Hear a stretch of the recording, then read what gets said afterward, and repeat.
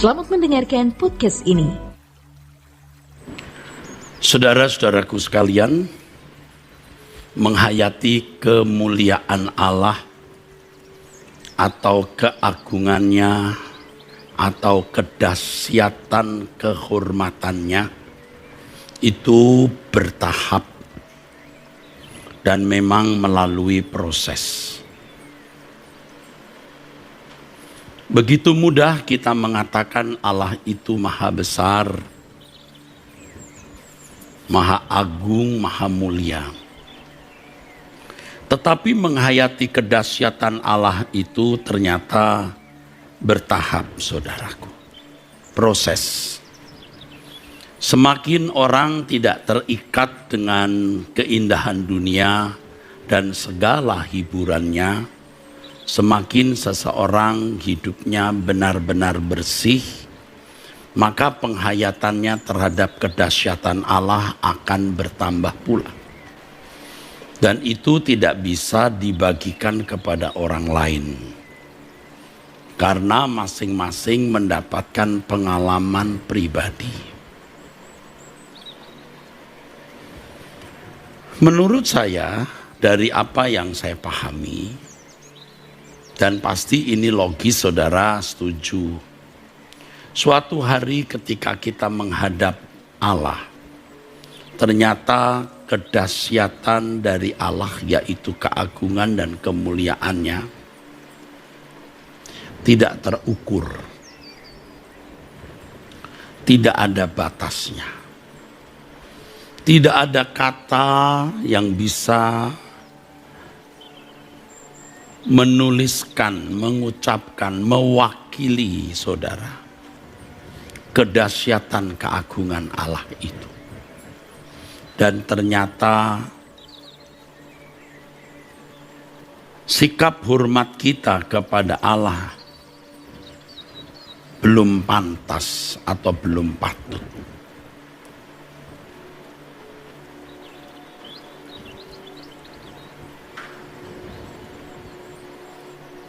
Ternyata hormat setinggi-tingginya yang kita miliki kepada Allah belumlah sepadan dengan kedahsyatan keagungan Allah tersebut. Inilah yang mestinya menjadi bagian dari pergumulan hidup kita.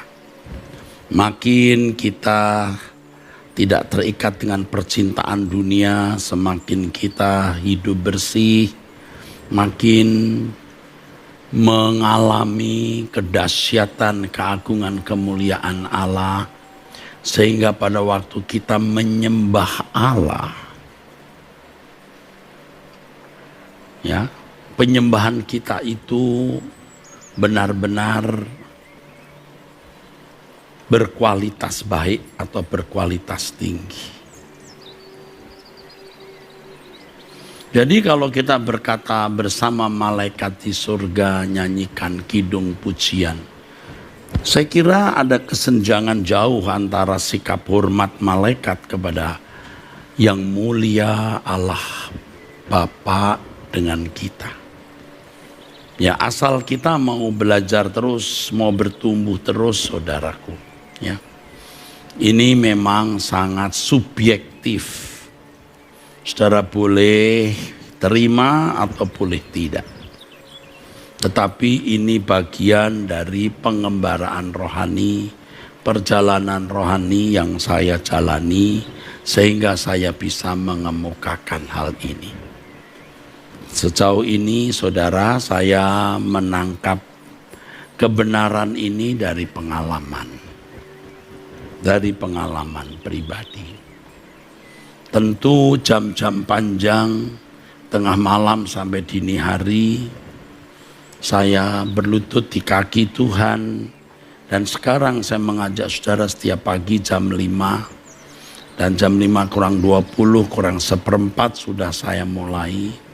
Pasti banyak pelajaran rohani yang bersifat adikodrati, di luar kodrat, yang tidak bisa dijelaskan, yang kita peroleh dalam pengalaman berdoa tersebut. Dunia kita ini jelas mendekati akhirnya, saudaraku. Ya. Allah seperti tidak ada. Seakan-akan tidak ada. Ini yang membuat manusia menjadi ceroboh atau sembarangan hidup. Sementara kuasa kegelapan yang juga tentu bisa membaca tanda zaman, bekerja dengan sangat giat untuk bisa merusak kehidupan banyak orang. Tentu yang ditarget atau dibidik iblis itu bukan hanya jemaat awam atau orang-orang biasa, tetapi juga orang-orang yang luar biasa. Pendeta, teolog, pemimpin-pemimpin gereja. Mengapa? Karena kalau Tuhan Yesus sendiri juga pernah menjadi target, ya, dibidik oleh kuasa kegelapan untuk dijatuhkan. Maka hari ini pun juga iblis mentarget, membidik hamba-hamba Tuhan. Dan di dalam kelicikannya itu, saudaraku, ia bukan hanya mau merusak seseorang, tapi kalau bisa rusaknya seseorang itu bisa berdampak terhadap rusaknya orang lain. Kita harus selalu mempertimbangkan bahwa di dalam diri kita itu ada unsur-unsur penyesatan. Ya, bukan hanya penyesatan dalam kaitannya dengan doktrin atau nalar atau pikiran, tetapi juga hasrat-hasrat, nafsu-nafsu, ambisi-ambisi. Dalam tanda kutip, quote unquote, ya, gairah. Gairah apa yang mencengkeram diri kita? Kita harus selalu mempertimbangkan adanya penyesatan tersebut di dalam diri kita, saudara. Ya. Yang itu berpotensi mengkandaskan perjalanan hidup kita sampai ke rumah Bapa, mengkandaskan jalan hidup kita untuk dimuliakan bersama-sama dengan Tuhan Yesus, supaya gagal menjadi anggota keluarga kerajaan Allah. Tetapi kalau untuk para pemimpin gereja, para teolog, mereka yang dianggap atau dipandang sebagai juru bicara Allah, atau orang yang bisa memiliki peranan untuk mengarahkan kegiatan di dalam pelayanan, iblis bermanuver bagaimana membuat orang-orang ini efektif di dalam tangan iblis untuk merusak pekerjaan Tuhan. Dan kita harus selalu mempertimbangkan adanya penyesatan di dalam diri kita. Jangan hanya menilai orang lain. Kita tidak akan pernah selesai menilai orang lain, dan itu tidak ada gunanya. Yang ada adalah kerugian, kita menjadi bersalah dan berdosa kepada Tuhan. Ya, karena itu tidak dikehendaki oleh Allah, kita gagal mengenali diri kita sendiri karena kita lebih menggunakan kaca pembesar untuk orang lain tapi tidak menggunakan kaca pembesar untuk diri sendiri.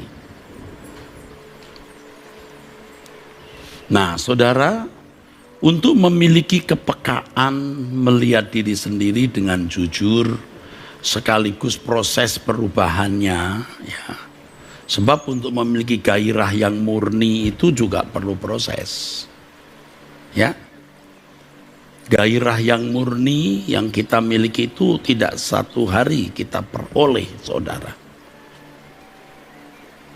Untuk melepaskan percintaan dunia, untuk hidup bersih, supaya gairah kita juga bersih, itu perlu waktu. Sebab kalau kita masih dalam percintaan dunia, saudara, pasti itu turunannya itu ambisi, gila hormat, punya panggung, dianggap penting, dan lain sebagainya. Seperti yang dikatakan di dalam firman Tuhan, saudara, ya. Di dalam firman Tuhan kita menemukan, ya, keadaan manusia akhir zaman itu 2 Timotius 3, ya, mencintai dirinya sendiri, menjadi hamba uang, membual, menyombongkan diri, menjadi pemfitnah. Tadi pagi saya berkhotbah, satu kata saja yang kita ucapkan harus dipertanggungjawabkan, apalagi satu kalimat, apalagi kumpulan kalimat, ya, yang menjadi cerita, menjadi narasi yang kemudian bisa membangun penilaian orang terhadap seseorang. Pemfitnah. Mereka akan berontak terhadap orang tua dan tidak tahu berterima kasih, tidak memperdulikan agama, ya, tidak tahu berterima kasih, sama dengan tidak tahu budi baik orang, tidak memperdulikan agama, tidak mengasihi, tidak mau berdamai, suka menjelekkan orang, tidak dapat mengekang diri, aduh banyak lagi nih, tidak suka garang, tidak suka yang baik, suka mengkhianat, ini berkhianat, tidak berpikir panjang, berlagak tahu, lebih menuruti hawa nafsu daripada menuruti Allah. Kita harus selalu mempertimbangkan ada unsur-unsur ini di dalam diri kita. Sehebat apapun kita selalu ada, karena kita ini dilahirkan dari benih dosa dan dibesarkan dalam lingkungan orang berdosa. Cara hidup orang berdosa, cara berpikir, gaya hidup orang di sekitar kita yang berdosa, dan unsur-unsur itu pasti ada di dalam diri kita, ada. Ya mungkin intensitas, kapasitasnya berbeda-beda, tetapi ada. Untuk menjadi bersih itu, wah, perlu perjalanan waktu yang panjang. Dan ini nanti akhirnya terkait pada sikap hormat kita kepada Allah. Terkait dengan sikap kita terhadap kemampuan kita menghayati kedahsyatan Allah. Dan kemampuan kita menghayati kedahsyatan Allah atau potensi atau level menghayati kedahsyatan Allah terkait dengan sikap takut kita kepada Allah. Dan semua ini melalui proses yang bertahap, saudaraku. Jadi tidak bisa kita raih dalam 1 tahun, apalagi 1 bulan, apalagi 1 minggu, saudara. Itu melalui proses yang panjang. Kita harus selalu mempertimbangkan adanya unsur-unsur ini di dalam diri kita, saudara. Dan hebatnya Tuhan itu luar biasa, pasti luar biasa. Tahu lebih dari kita. Unsur-unsur yang tadi saya sebutkan ini ada di dalam diri kita. Hanya kadang-kadang dia seperti sembunyi. Dia di pojok, di ujung hati kita, tertumpuk oleh berbagai hal.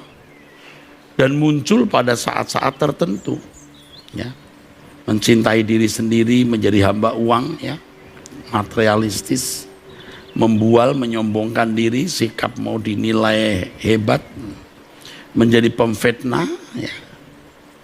Kalau tidak suka dengan orang, ya bagaimana kita membuat cerita supaya orang itu rusak nama baiknya, memberontak terhadap orang tua, tidak menghormati orang tua, sama juga tidak menghargai senioritas, tidak tahu berterima kasih, sama dengan tidak tahu budi, tidak memperdulikan agama, tidak mengasihi, tidak mau berdamai, suka menjelekkan orang, tidak dapat mengekang diri, garang, tidak suka yang baik, suka mengkhianat, tidak berpikir panjang, berlagak tahu, lebih menuruti hawa nafsu daripada menuruti Allah. secara lahiriah mereka menjalankan ibadah. Siapa orang-orang? Orang beragama. Siapa orang ini? Aktivis gereja. Siapa orang ini? Jemaat yang rajin ke gereja. Siapa ini? Ya pendeta-pendeta. Tetapi pada hakikatnya mereka memungkiri kekuatannya. Memungkiri kekuatannya. Jadi kita itu mesti benar-benar tiarap untuk melihat keadaan kita yang sebenarnya di hadapan Allah. Ya, jangan sampai kita berdosa kepada Tuhan. Ya.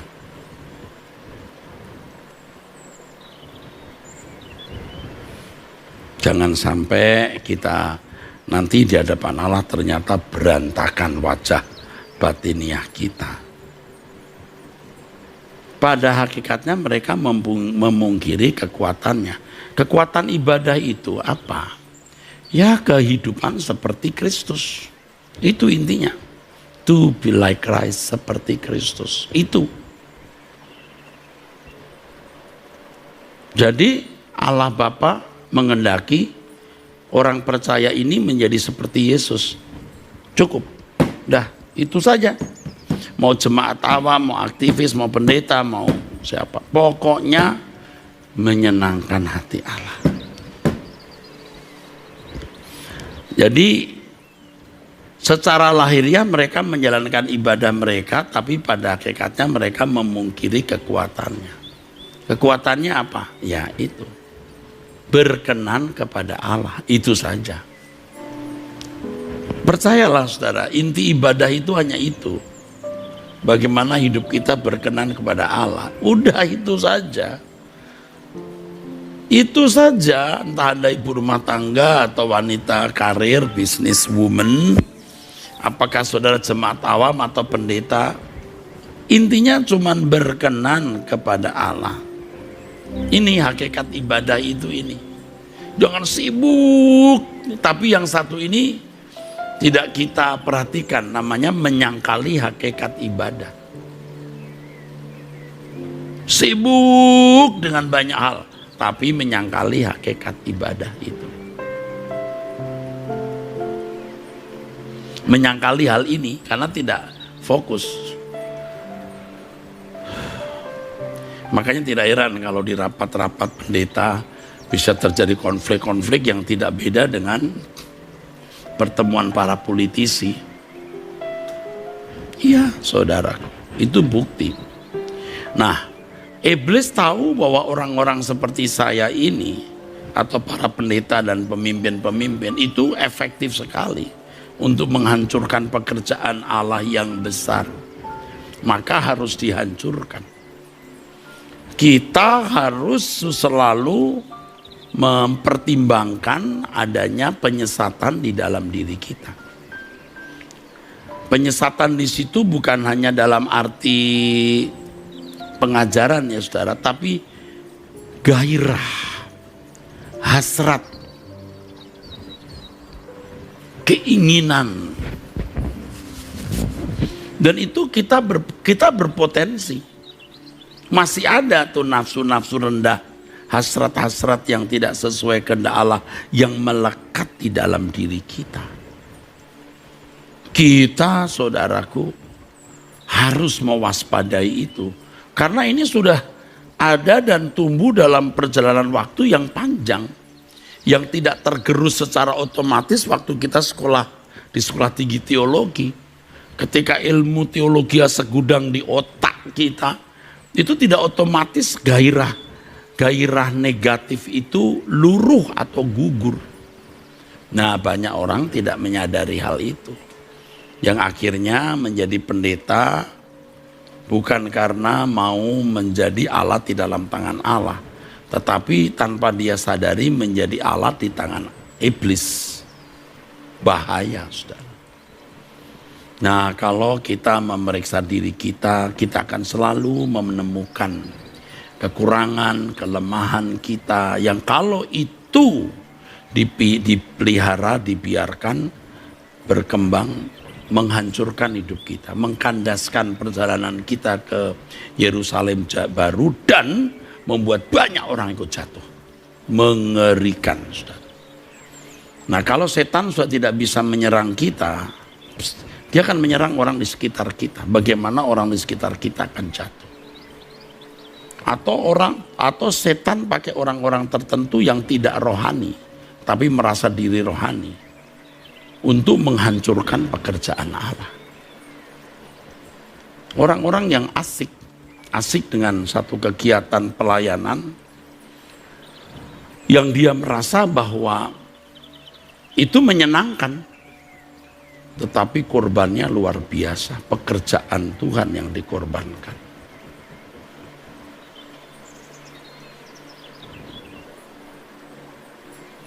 Ya, hati-hati saudaraku ya, hati-hati. Setan bisa memakai kita. Nah, apa hubungannya ini dengan tema ucapan bahagia yang kita pelajari di Matius 5 ayat yang kelima, berbahagialah orang yang lemah lembut karena mereka akan memiliki bumi. Orang yang lemah lembut seperti yang saya kemukakan di pertemuan yang lalu, orang yang rela diperlakukan tidak adil. Ya, itu sudah tidak perlu saya ulangi karena sudah beberapa pertemuan saya jelaskan hal ini. Tapi sekarang ini, orang yang rela diperlakukan tidak adil adalah orang yang memberi diri dibentuk, memberi diri diproses. Jadi namanya lemah lembut itu bukan lemah gemulai, saudara ya, jangan salah ya. Kalau orang Jawa itu lemah lembut, karena ngomongnya lebih halus dari orang Batak. Oh, itu salah. Lemah lembut bukan pada penampilan lahiriah, tetapi lemah lembut itu sikap hati, saudaraku. Jadi orang lemah lembut, orang yang pasti ya rela diperlakukan tidak adil, itu artinya orang yang tidak pendendam, tidak menyimpan kesalahan orang lain ya.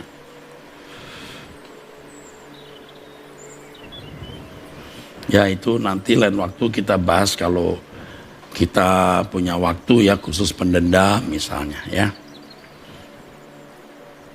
Tetapi sekarang kita masuk ke pokok masalah ini. Orang yang memberi diri dibentuk. Ini tidak mudah, saudara. Aduh, jangan saudara pikir gampang itu. Dulu dari muda kita kalau nyanyi rasanya gampang gitu. Ya, nyanyi gampang, prakteknya susah. Buatlah jalanmu dalam saya, Tuhan penjunan ku tanah liat, biar kau kerjakan turut maumu, ku duduk diam di kakimu. Ku duduk diam itu bukan hanya berdoa, artinya ya nurut. Ya udah, enggak apa-apa, aku diam Tuhan. Waktu kita diproses itu, kita tidak menyalahkan orang lain. Maka terkait dengan rela diperlakukan tidak adil itu, orang yang lemah lembut itu orang yang memberi diri diproses, dibentuk Tuhan. Dan Tuhan membentuk kita itu, saudaraku, tentu tidak memakai monyet ya, tidak memakai binatang ya, tapi Tuhan memakai manusia di sekitar kita. Besi menajamkan besi, iron sharpen iron. Orang menajamkan sesamanya. Istri ditajamkan melalui suami atau sebaliknya. Ya, orang di sekitar kita. Mertua ditajamkan oleh istri, istri ditajamkan oleh mertua. Benturan-benturan itu kadang-kadang di situ Tuhan mau melihat siapa yang rela diperlakukan tidak adil dan siapa yang memperlakukan orang lain tidak adil. Nah, dunia yang jahat ini, saudaraku, ya, kaya dengan unsur-unsur kejahatan yang di akhir zaman tadi kita baca, unsur-unsur kejahatan. Itu membuat orang menggerakkan hidupnya dengan spirit-spirit busuk, spirit-spirit jahat. Dan itu pasti berimbas kepada kita. Nah, kita bereaksinya negatif atau positif tergantung individu. Kita bereaksi negatif sama rusaknya. Tapi kalau kita bereaksi positif artinya mengikuti apa yang diajarkan Tuhan, kasih musuhmu, berbuat baik bagi orang yang menganiaya kamu. Kita akan menjadi manusia yang agung, manusia yang mulia. Jadi di tengah-tengah dunia yang jahat ini, benar kata firman Tuhan, yang jahat tambah jahat, yang baik, yang kudus tambah kudus.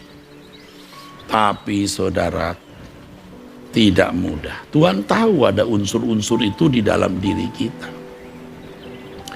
Jadi Tuhan bersihkan melalui pengalaman perjalanan hidup. Seorang hamba Tuhan yang Tuhan mau tampilkan dan bisa mengubah dunia, kelas masyarakat banyak atau jumlah masyarakat banyak, itu proses peleburannya luar biasa. Kalau pakai istilah dalam bahasa Jawa itu kawah candra di mukanya itu luar biasa.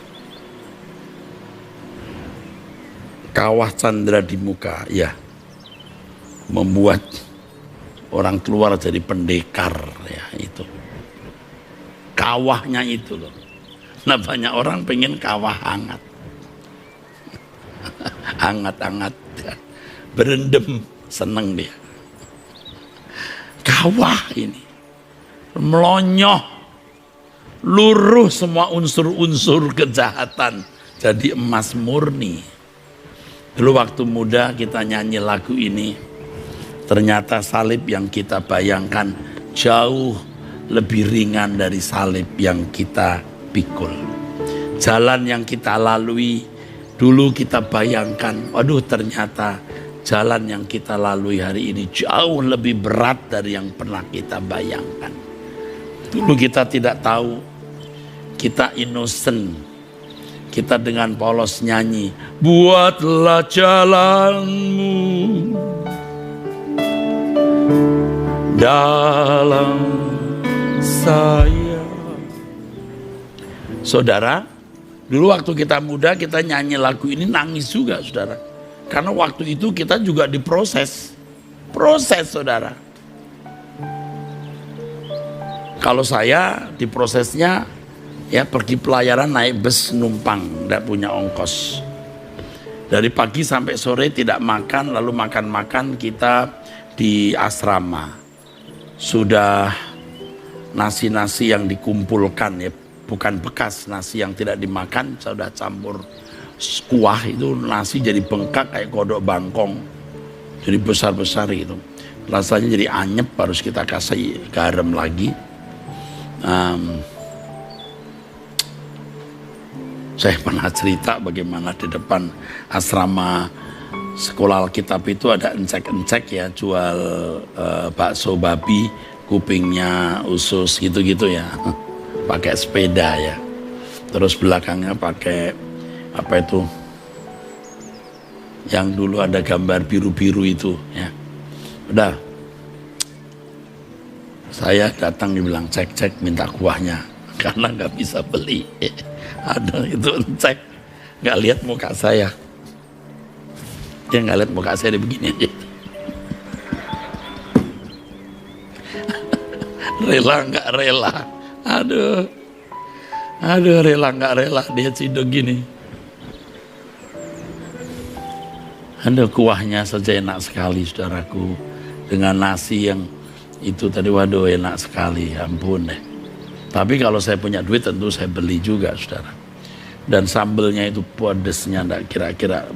Saya kira dicampur itu lada. Karena mahasiswa itu anak-anak seminari waktu itu. Itu kalau ngambil sambal suka enggak kira-kira. Apalagi anak Batak sama anak Ambon. Waduh kalau ngambil sambal ampun-ampunan. Jadi dia campur lada, pedes banget. Jadi kalau kita pakai sambal dikit pedes sekali. Begitu makan sambelnya langsung jus. Pedesnya enggak kira-kira.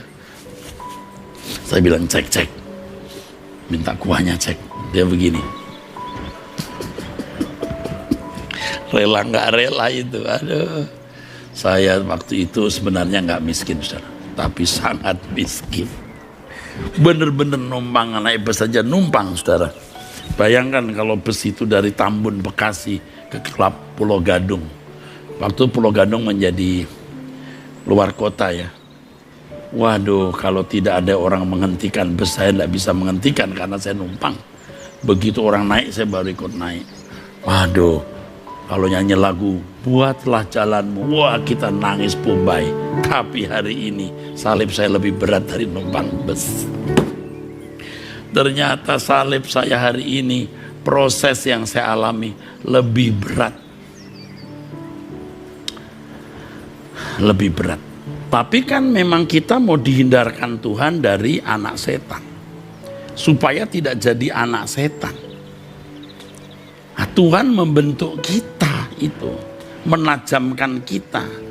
Kalau ditajamkan itu artinya supaya kita efektif menjadi alat di dalam tangan Tuhan. Kalau besi menajamkan besi, artinya kalau besi ini untuk senjata ya, supaya kita efektif di tangan Tuhan ya harus diterus, diasah saudaraku, diasah, ditajamkan saudara. Kalau itu anak panah itu saatnya baru melesat dipakai oleh pahlawan ya, seperti anak panah di tangan pahlawan, dan Tuhanlah pahlawannya itu.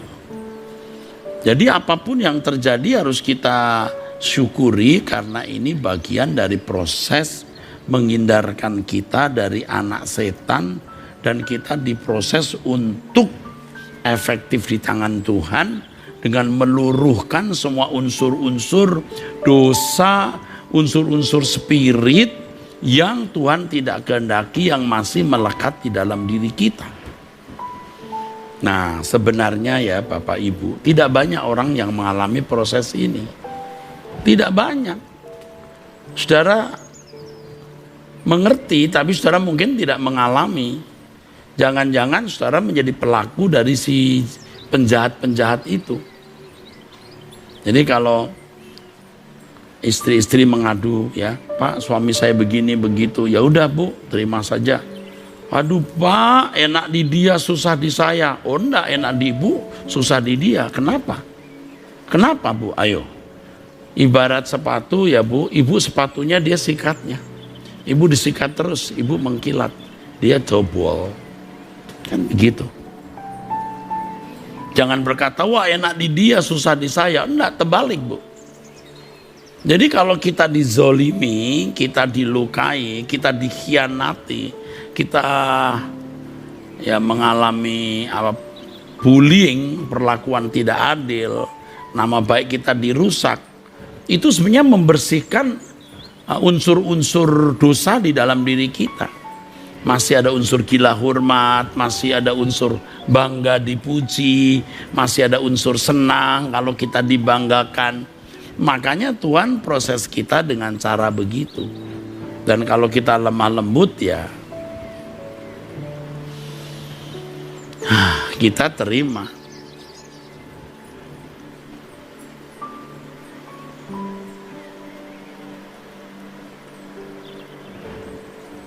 Jadi kalau kita mengatakan buatlah jalanmu, wah itu hati-hati. Kalau hanya ngomong saja Tuhan gak buat. Buatlah jalanmu dalam saya, gak dibuat. Kalau ditanya, Tuhan kenapa gak buat? Oh ngomong tok dia. Ini cuman keong pager. Keong pager tau nggak? Bekicot, bacot maksudnya. Kalau di Jawa itu ada bekicot namanya ya. Ini cuman keong pager. Jadi nggak diperhitungkan. Nggak diperhitungkan.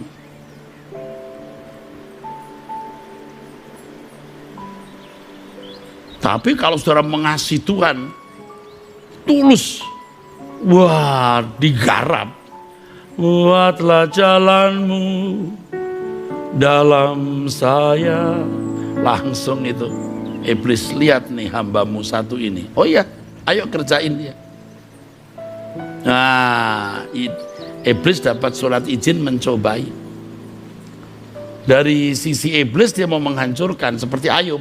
Tapi dari sisi Allah ia mau memurnikan. Maka Ayub berkata, dia tahu jalan hidupku. Kalau ia menguji aku, dia nyatakan dari Allah ini, ia menguji aku, aku akan keluar seperti emas. Itu hebat sekali. Allah tahu jalan hidupku, kalau ia menguji aku akan muncul seperti emas, menjadi emas.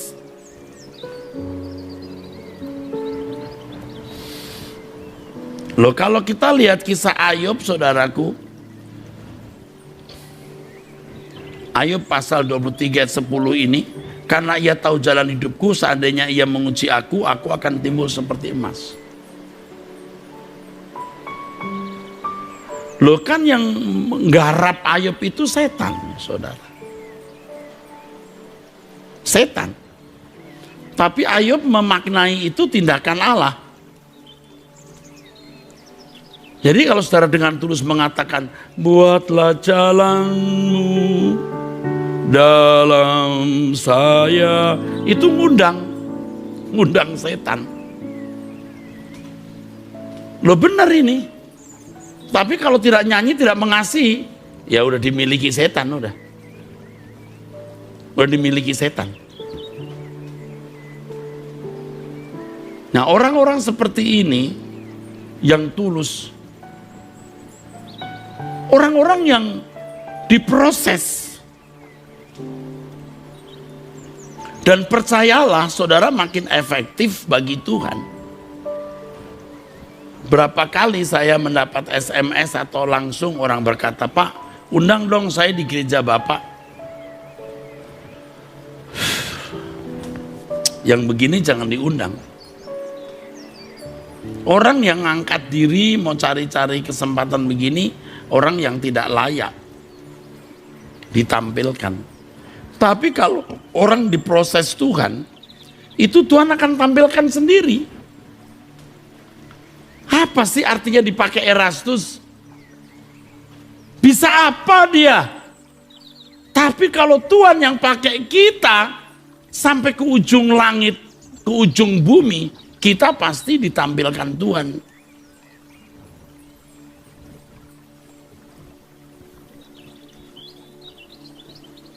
Jangan berkata, wah dia diberi kesempatan khotbah, saya tidak.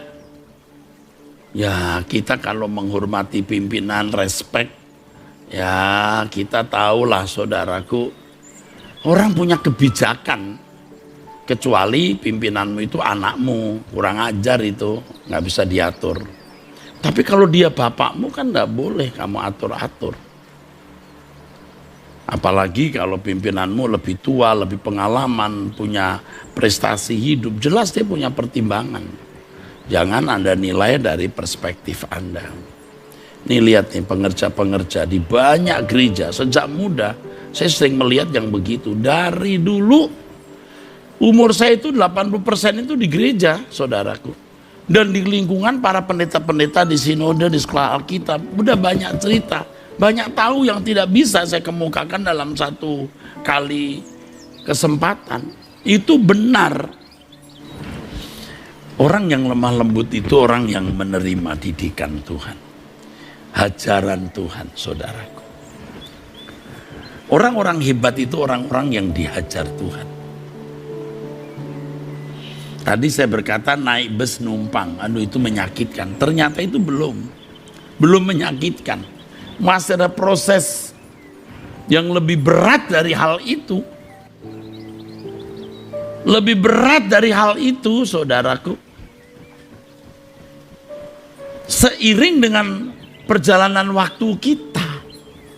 Karena kalau kita betul-betul mau naik terus, naik kelas, moving to the next level, itu prosesnya juga luar biasa, dan arsitek agung kita tahu bagaimana menjadikan kita anak panah di tangan pahlawan ini.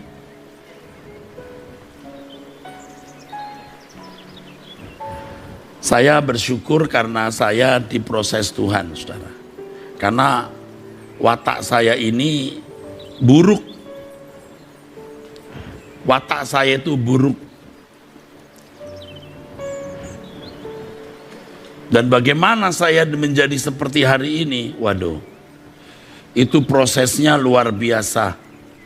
Sakit sekali. Sangat menyakitkan. Tetapi setelah melewati tahun-tahun panjang di mana saya melewati proses tersebut, baru saya mengerti bagaimana akhirnya saya berjalan dengan Tuhan hari ini. Dan hari ini pun juga belum selesai. Tadi saya katakan tidak banyak orang yang mengalami proses ini. Kenapa? Karena sedikit sekali orang yang mengasihi Tuhan. Hatinya sudah tersandera oleh dunia. Oleh percintaan dunia. Dan itu terkait dengan gila hormat, mau dianggap penting, cari panggung. Waduh, materialisme itu merusak, itu akar segala kejahatan. Nah, kalau ada orang yang masih cinta uang di tengah-tengah jemaat, di tengah-tengah persekutuan hamba-hamba Tuhan, dia akan merusak hamba-hamba Tuhan. Makanya kepada para pendeta, ayo kita belajar dari Tuhan Yesus. Jangan sampai kita bisa dibeli oleh manusia. Ya, kita jalan terus sampai Bukit Kalvari. Jangan mampir dan lalu menginap di rumah Pontius Pilatus. Atau berteman dengan imam besar lalu menjadi rohaniwan Yahudi. Yesus pilih taat sampai mati di kayu salib. Amin. Tuhan memberkati saudara.